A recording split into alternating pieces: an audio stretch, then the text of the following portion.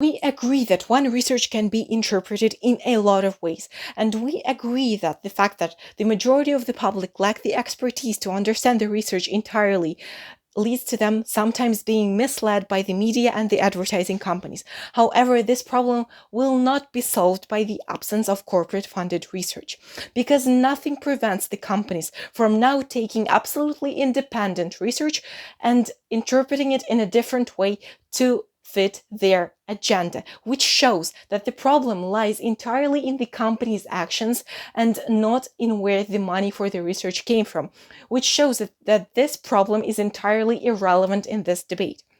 Next, we are given that universities are likely to change their labs or even the education of some of their students to benefit the corporate-funded research. We believe that it is unnecessary and extremely unlikely. It is unnecessary because the vast majority of the universities have enough resources to conduct more than one kind of research at a time, and the very purpose of corporate funding is to increase this ability of the universities.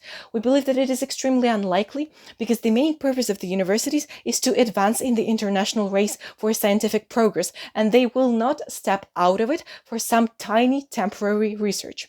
Lastly, we get from side proposition that on their side of the house, we get more innovation and new discoveries, which is entirely false, because new discoveries do not happen in a day. They take years and tons of money and resources.